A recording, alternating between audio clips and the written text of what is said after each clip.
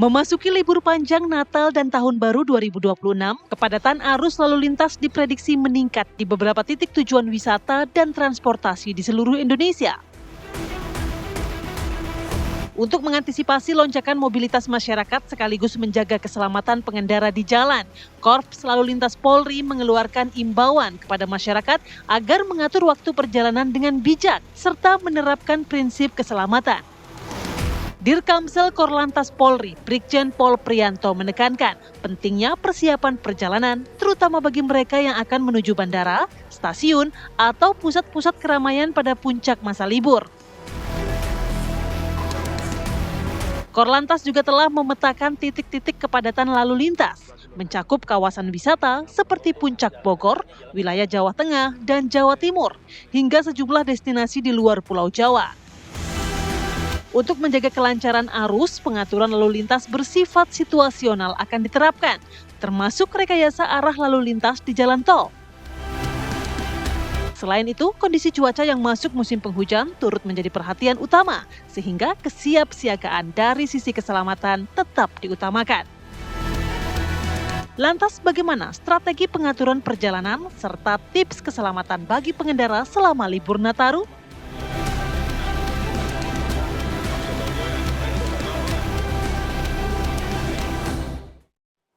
Ini dia, kalau kita bahas bukan seberapa cepat kita bisa sampai ke tujuan, tapi keselamatannya yang jadi nomor satu. Karena lagi-lagi banyak keluarga yang menunggu, begitu, atau perginya bersama dengan keluarga. Jadi keselamatan jangan digadaikan lah, begitu ya. Safety first justru ya, Za. Betul. Bagaimana sebenarnya kita walaupun sering banget kita berpergian keluar kota gitu, tapi bagaimana kita menyiapkan kendaraan, fisik, mental agar benar-benar perjalanan ini nyaman dan juga aman. Betul, sebenarnya patternnya kan juga sudah sama, namanya akhir tahun, Lebaran, begitu ya, pasti akan terjadi kemacetan dan juga penumpukan, dan juga keselamatan harus tetap jadi yang utama. Kita akan bahas nanti ya bersama dengan narasumber yang sudah hadir bersama kami di studio. Ada Pangestu Darmo, Ketua Forum Angkutan Jalan Masyarakat Transportasi Indonesia. Selamat pagi Mas Estu. Pagi. Baik, sebelum kita mendalami sama Mas Estu, kita akan ajak pemirsa juga untuk memantau bagaimana kondisi terkini langsung dari gerbang tol Cikarang Utama. Sudah ada rekan kami Agung Prasetyo. Agung, bagaimana kondisi di sana? Apakah terlihat kepadatan pada pagi hari ini? Ya, selamat pagi Kamarati, Reja, juga pemirsa.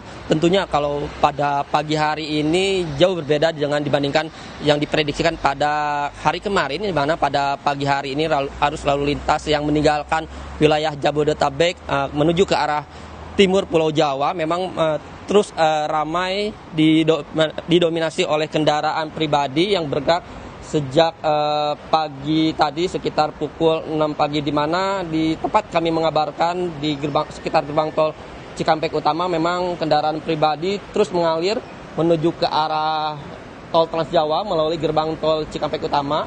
Dan tadi di setiap gerbang tol Cikampek Utama, maksud kami di setiap gardu transaksi yang dibuka menuju ke arah Jawa ini sempat terjadi antrian kendaraan sekitar 20 sampai 30 ke belakang, di mana karena memang tingginya volume kendaraan yang meninggalkan wilayah Jakarta melalui gerbang tol Cikampek Utama ini.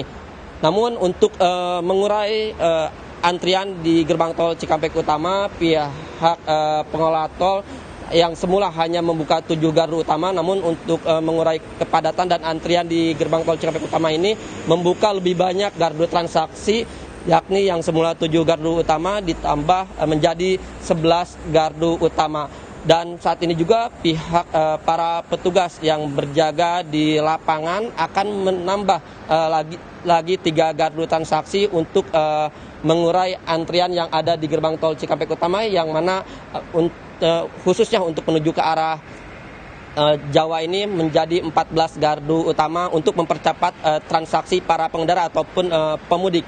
Dan selain 14 gardu utama ditambah juga dengan 8 gardu satelit. Sementara arah sebaliknya yang semula yang harusnya 7 gardu utama ini ditutup karena digunakan untuk kendaraan yang akan menuju ke arah Jawa. Dan dapat kami informasikan kepada pemirsa, memang pada hari kemarin hingga pagi ini kendaraan yang telah melintas di ruas tol Jakarta Cikampek tercatat ada 107.024 kendaraan dan memang angka ini naik dari hari sebelumnya.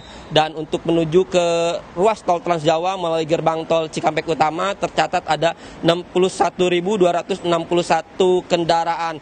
Dan angka tertinggi terjadi pada pagi, maksud kami terjadi pada malam hingga pagi tadi ada sekitar 26.000 lebih kendaraan yang meninggalkan wilayah Jabodetabek.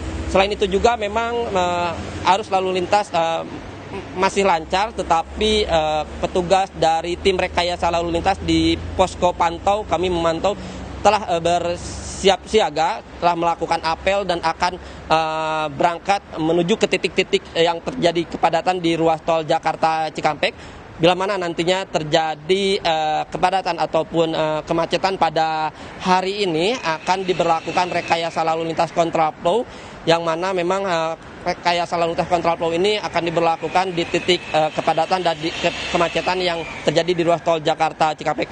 Ada titik-titik rawan kepadatan ataupun kemacetan seperti di kilometer 47 yang merupakan titik pertemuan antara tol layang MBZ dengan tol Jakarta Cikampek. Selain itu juga titik kepadatan mendekati rest area di kilometer 57 karena banyaknya para pemudik ataupun pengendara yang akan masuk ke rest area dan tingginya volume kendaraan sehingga mengular ke ruas tol Jakarta Cikampek sehingga menyebabkan antrian ataupun kepadatan ini menjadi lebih parah di titik kilometer 55 sampai kilometer 57. Dan selain itu juga informasikan kepada pemirsa memang pihak kepolisian bersiaga untuk memastikan arus lalu lintas di ruas tol Jakarta Cikampek ini lancar. Sementara itu yang dapat kami kabarkan, kembalikan ke Anda di studio. Baik, terima kasih Agung Prasetya atas laporannya langsung dari gerbang tol Cikatama dan selamat bertugas kembali. Saya mau langsung ke Mas Estu melihat kalau di Cikatama sendiri Mas Estu, itu kan tadi ada beberapa titik yang juga menjadi titik krusial seperti kilometer 47, 57. Walaupun kita melihat nampaknya kesiapan sudah cukup saat ini sehingga kemacetan tidak begitu parah seperti tahun-tahun sebelumnya. Mas Estu, apa yang paling diperhatikan oleh MTI sendiri terkait titik-titik rawan ini di ruas-ruas jalan yang biasanya dilalui oleh para pengendara? Kalau terkait masalah ini ya, masalah titik-titik konflik ini kan sebenarnya hal yang sederhana ya, cuman memang kebetulan yang melintas itu banyak gitu kan, yang melintas itu sangat besar sekali sehingga bagaimana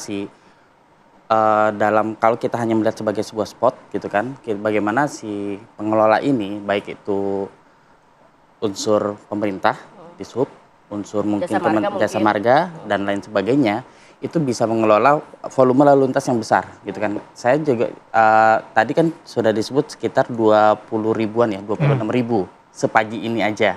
Gitu kan. Kita nggak, ini pagi ini tuh baru berjalan 2-3 jam yang lalu kan. Nah, kita nggak tahu nanti 18 jam ke depan. Ini kan berarti satu kesiapan dari si pengelolanya, juga bagaimana manajemen trafiknya.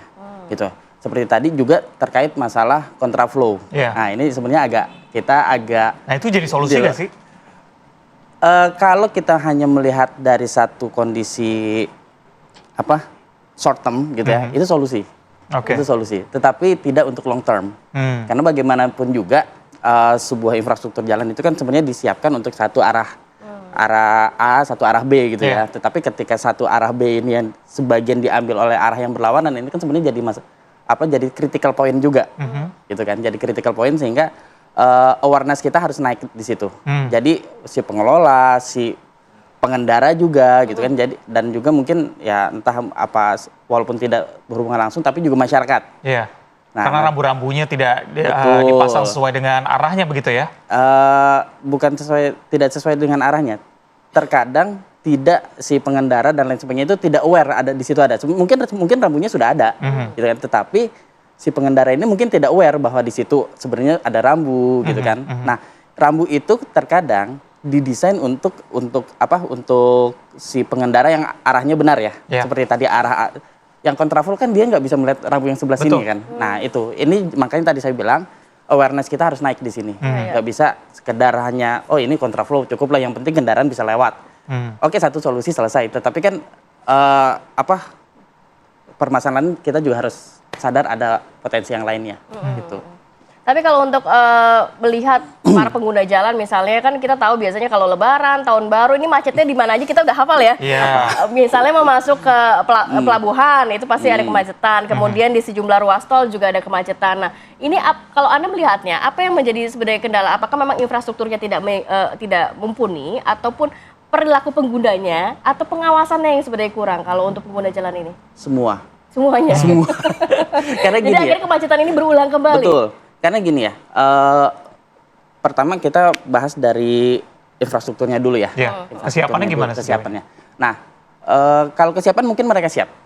Ya, mungkin mereka siap dengan lain sebagainya gitu kan. Tetapi ingat bahwa infrastrukturnya ini bisa jadi bukan disiapkan untuk daily ya. Sifatnya harian atau mungkin kalaupun ada peak season juga semacam lagi weekend atau sejenisnya, tetapi bisa tidak jadi untuk yang kapasitas besar. Betul, gitu. Itu ya untuk kapasitas besar. Sebenarnya ini saya sebenarnya berpikir bahwa seharusnya kita bersyukur punya budaya mudik. Mau itu Nataru, mau itu Lebaran. Jadi kita sangat terukur nih kesiapan kita gitu kan, apakah infrastrukturnya dan lain sebagainya. Itu satu dari sisi infrastruktur. Yang kedua dari sisi masyarakatnya. Masyarakat kita masih hype dengan yang namanya, oh yang penting gue cepet. Mereka lupa, mestinya budaya yang dibangun itu bukan budaya kita cepet sampai. Kita selamat.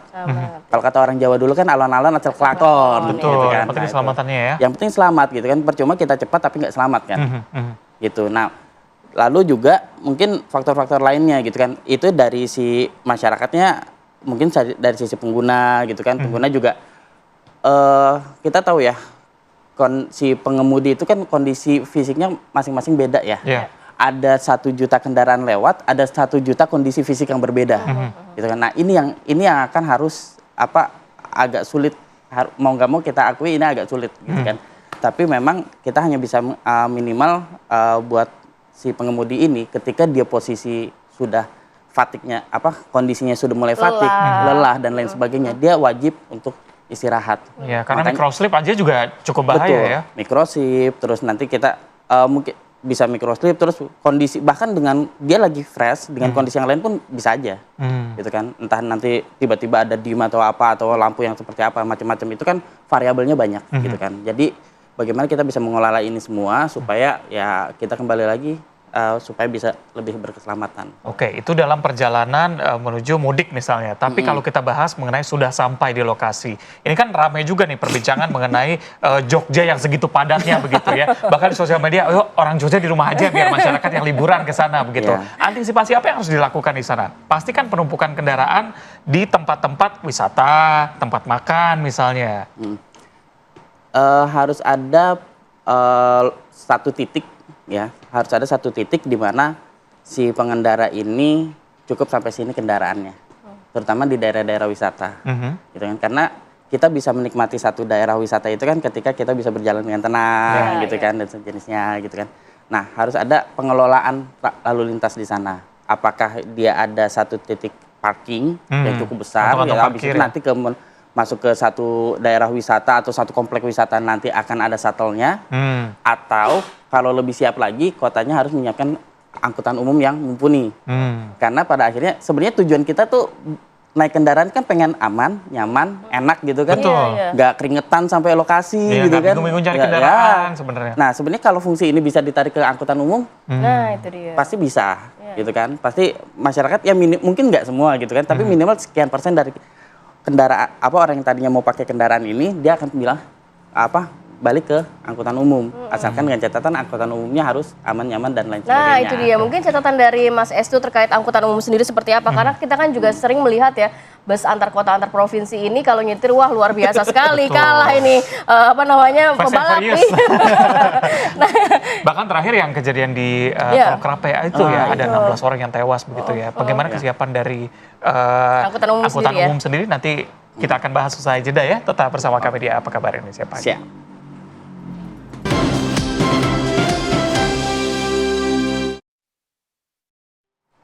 Ya, terima kasih pemirsa Anda masih setia bersama kami. Selain juga kita memantau bagaimana kondisi tadi di wilayah Karawang, Jawa Barat, tepatnya di Tol Cikatama, kita akan juga pantau bagaimana di Terminal Kalideres, Jakarta. Sudah ada rekan kami Yunike Suwandi di sana. Yunike, apakah juga terlihat banyak masyarakat yang tetap memilih menggunakan bus di Terminal Kalideres dan bagaimana peningkatannya di sana? Silakan. Ya, selamat pagi Rati dan juga Reza dan juga pemirsa TV One. Ini dapat dilihat di belakang saya pemirsa, ini sudah banyak penumpang di liburan Natal hari ini untuk masuk ke bis pemirsa, dan ini penumpang yang ada bersama-sama dengan saya ini merupakan penumpang yang akan menaiki bus Sinar Jaya ke arah Probolinggo.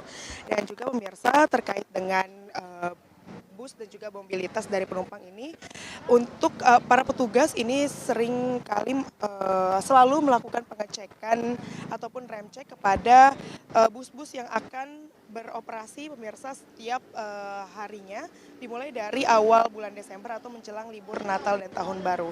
Dan terkait dengan pengecekan bus tersebut pemirsa, saya akan mengajak Anda untuk bersama dengan Pak Triyono. Selamat pagi Bapak. Pagi. Bapak mau bertanya-tanya soal pengecekan bus dan lainnya ya Pak ya.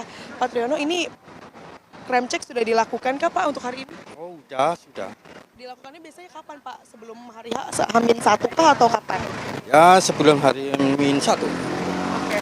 Pak, tapi biasanya kendala yang ada di bus tuh apa aja sih Pak kalau dilakukan pengecekan?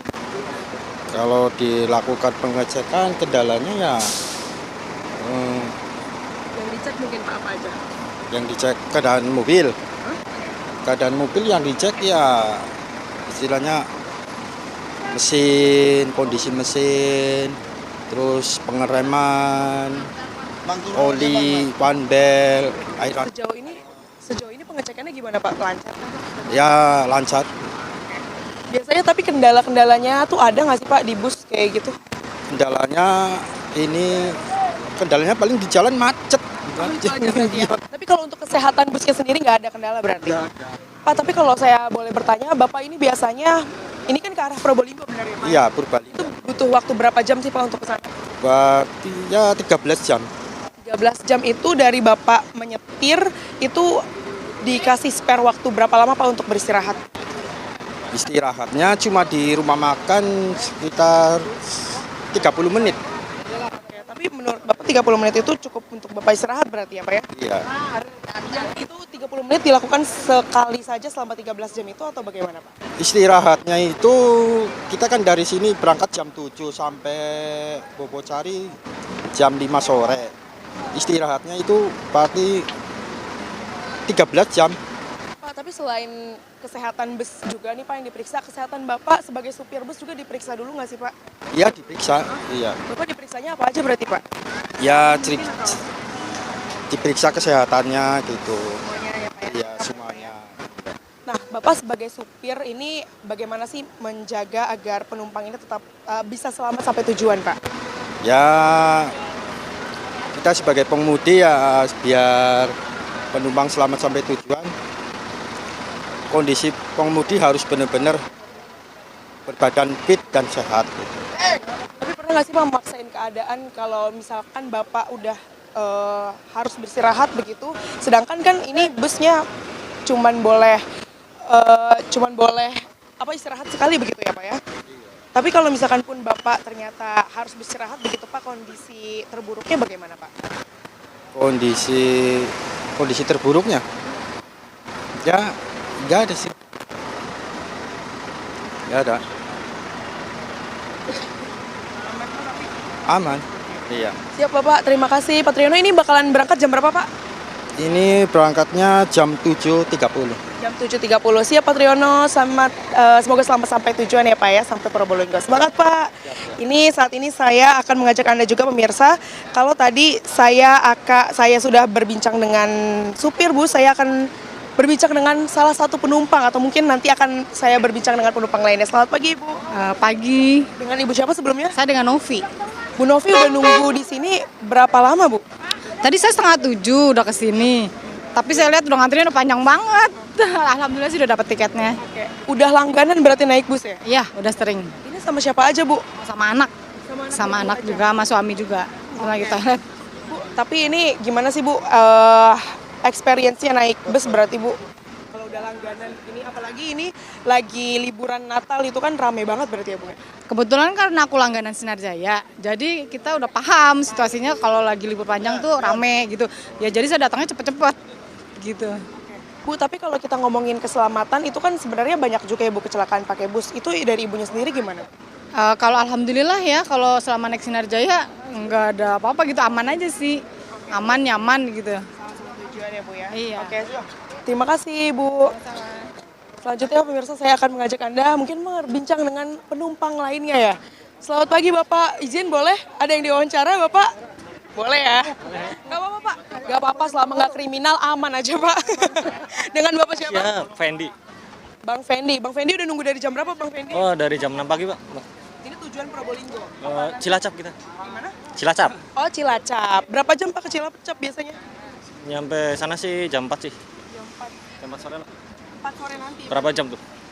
Pak, tapi ini sama dengan pertanyaan aku tadi ke penumpang lainnya, penumpang sebelumnya, ini kan biasanya bus itu seringkali ada kecelakaan begitu ya. Nah kalau Bang Fendi sendiri gimana sih Bang terkait dengan itu? Alhamdulillah sih saya belum pernah ngalamin yang sampai kayak gitu ya, kecelakaan atau gimana, kendala di perjalanan.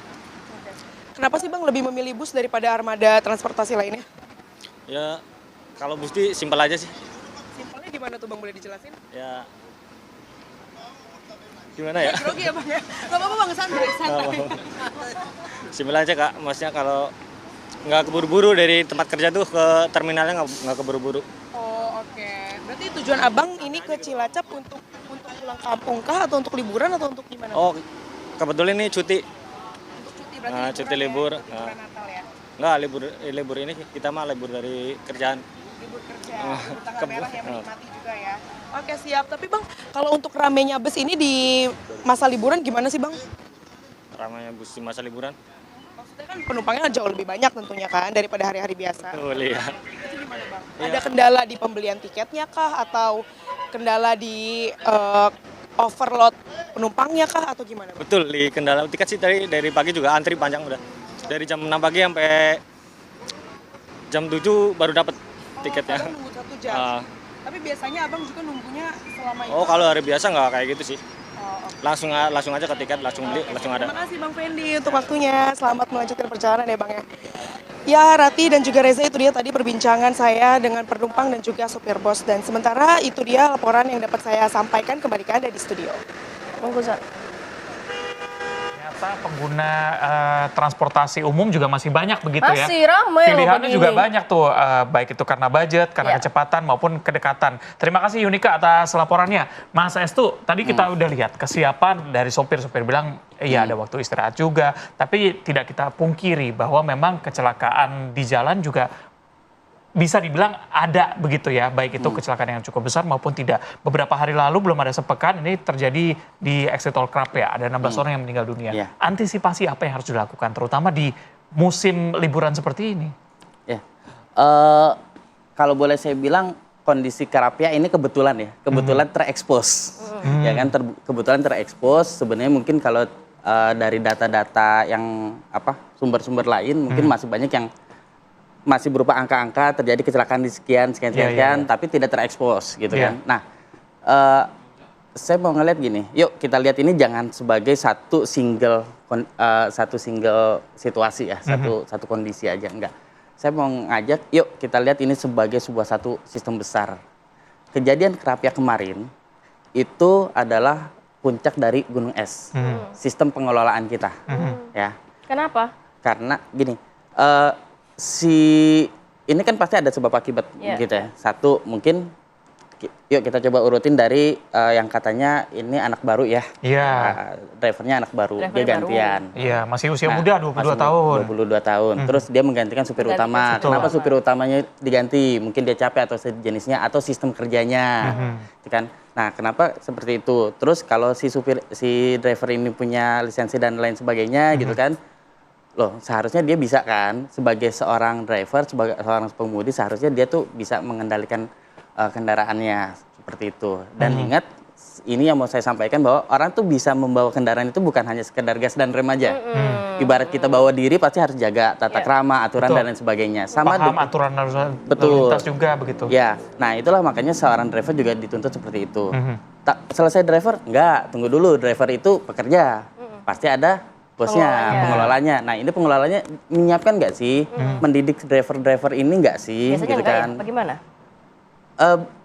Mungkin suatu saat TVW harus nanya si pengelolanya. Kalau Anda mencermatinya apa kurang pengelolaan dari sisi pengelolanya? Kalau pengelolaan, kalau dibilang tidak ada sama sekali, saya nggak percaya lah. Minimal ada. Cuman kita nggak tahu sampai sejauh mana, sampai sedalam apa. Karena pendidikan cara mendidik driver dengan yang umur 20 tahunan dengan driver yang sudah 40 tahun ini pasti mungkin beda cara menyampaikannya dan lain sebagainya. Si pengelolanya juga. Lalu pengelola ini kan nggak cuman punya komponen driver aja, dia punya armada. Nah, dia mengelola armada ini dengan benar nggak sih, gitu kan? Cek itu ya. Betul, persekian lama, gitu kan? Nah, oke, armada ini dicek memenuhi semua ketentuan. Berarti siapa? Regulatornya. Yuk kita lihat dari regulatornya. Dia ketat nggak sih, gitu kan? Atau ada, oh ini masih yang ini nirmis dikit atau gimana gitu kan? Mas, sebenarnya ini kan juga sudah dilakukan setiap hari besar, libur panjang dan segala macam, tes urin dari pengendara, kondisi dari bus juga begitu ya, kesiapan yang pemerintah melakukan itu, pengawasan dari pihak kepolisian juga ada begitu. Tapi apa yang jadi penyebabnya? Karena ini terus-terusan berulang. Kita jangan melihat tadi Anda bilang bahwa satu kecelakaan aja ini juga angka yang fantastis. Kita kalau bisa sampai zero accident begitu ya. Betul. Ya. Balik lagi, saya mau nyampaikan lanjut yang tadi ya. Ini ekosistem besarnya, gitu kan. Nah, kenapa? Padahal ini berulang-ulang dan sama aja kan. Sebenarnya tiap tahun juga ada Nataru, tiap tahun juga ada Lebaran, gitu kan, berulang-ulang dan kalau boleh saya bilang kesalahan itu terkadang bukan dari sistem besarnya, dari detil-detil kecilnya, gitu. Apa yang miss misalnya? Ya, misalkan mungkin semua udah oke. Satu ban, misalkan dari contoh armada ya, contoh armada. Satu ban yang kurang bagus aja, ketika dia melintas di kondisi yang tidak bagus, itu mungkin itu bisa menyebabkan slip dan sejenisnya, gitu kan. Nah, lalu juga dari sisi mungkin regulator, gitu kan. Regulator, mungkin oh ya gini-gini, ini sudah dicek semuanya, gitu kan. Mungkin ada, oh ini masuk toleransi. Sebenarnya secara teknis ini aman, gitu kan. Tetapi di kondisi-kondisi tertentu ketika kita ada toleransi ini yang menyebabkan slip-slip kecelakaan penyebab kecilnya akhirnya menjadi kecelakaan besar. Seperti itu. Nah, jadi poinnya adalah masing-masing ini ya kan, balik lagi yang tadi kasus yang kemarin di Semarang itu sebenarnya mari kita lihat itu sebagai sebuah top of gunung es ya, gitu kan. Otomatis di bawahnya ini harus kita perbaiki, ya kan? Dan semua pihak itu harus memberikan kontribusinya, mulai dari regulator, bagaimana dia lebih ketat lagi. Masa kalah sama udara? Udara kan lebih beresiko, tapi justru moda yang paling selamat, paling aman. Kan lucunya gitu kan? Itu regulator, operatornya, dia menyiapkan armadanya dan drivernya. Lalu si drivernya itu sendiri, ya kan, dia harus menguasai medan. Jadi Indonesia ini unik ya. Orang yang dari Sumatera, Jawa dan lain sebagainya itu punya keunikan karakter pulaunya masing-masing dan karakternya masing-masing gitu. Juga masyarakat. Jadi memang sebenarnya regulator, operator, kemudian juga pengemudi atau drivernya dan juga masyarakat yang juga harus mempersiapkan diri kalau kita mau berpergian khususnya untuk libur Nataru kali ini ya, Za. Karena jangan sampai tinggi-tinggi begitu. Tadi yang dibilang di awal bahwa keselamatan itu lebih penting daripada kecepatan ya. Terima kasih banyak Mas Estu sudah hadir pagi hari ini, sehat selalu. Nah, kita akan jeda terlebih dahulu pemirsa. Usai jeda kami akan ajak untuk memantau bagaimana suasana liburan di sejumlah wilayah di Indonesia. Kira-kira seperti apa? Kami hadirkan usai jeda.